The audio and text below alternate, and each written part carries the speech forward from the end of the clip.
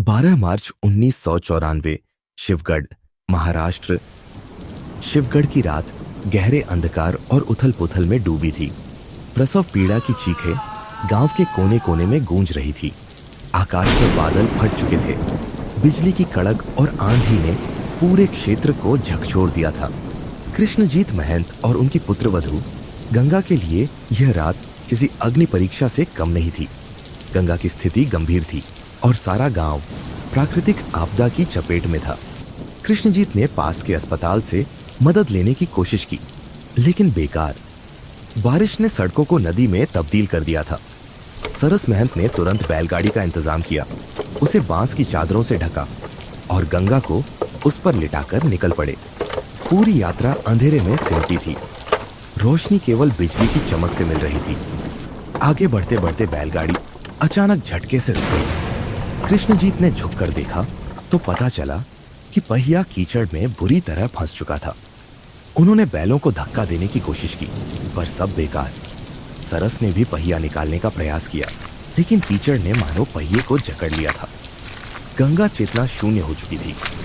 उनका जीवन संकट में था और बच्चे का जन्म होना असंभव लग रहा था। कृष्णजीत ने अपने दोनों हाथ जोड़ लिए। वह प्राचीन मंत्रों का जाप करने लगे, अपनी हर सांस में भगवान शिव से मदद मांगते हुए। सरस का संघर्ष जारी था, लेकिन आंसू अब उसके प्रयासों को नम कर रहे थे। इसी बीच आकाश से 3 वज्रपात सीधे पास के पर्वत पर स्थित त्रिशूल से टकराए। त्रिशूल के तीनों शिखरों में आग की लपटें उठी और बारिश अचानक थम गई। उसी पल गंगा ने जोर से चीत्कार किया। उनके गर्भ से 3 प्रकाशमान रेखाएं निकलकर त्रिशूल का आकार बनाती हुई आकाश में समा गई। कृष्णजीत मंत्रों का जाप करते रहे। सरस भागकर गंगा के पास पहुंचे। उनका हाथ पकड़े गंगा ने अंतिम ताकत के साथ एक जोरदार धक्का दिया और फिर नवजात की पहली चीख शिवगढ़ में गूंज उठी। कृष्णजीत ने नवजात को उठाया, लेकिन उनकी खुशी पल भर में पीड़ा में बदल गई। उनके हाथ जलने लगे। नवजात के शरीर से गर्मी निकल रही थी और उसकी पीठ पर त्रिशूल का चिन्ह स्पष्ट रूप से उभरा हुआ था। बच्चे के नीचे बिछी घास जल गई। गंगा यह दृश्य नहीं देख पाई। सरस ने बच्चे को पानी में भीगे कपड़े से आराम पहुंचाने की कोशिश की, लेकिन वह कपड़ा भी जल गया। कृष्णजीत ने हिम्मत जुटाई। उन्होंने बच्चे को पेट के बल लिटाया और सीधे पर्वत की ओर भागे। शिव तांडव स्तोत्र का जाप करते हुए उनकी आवाज पहाड़ों और घाटियों में गूंजने लगी।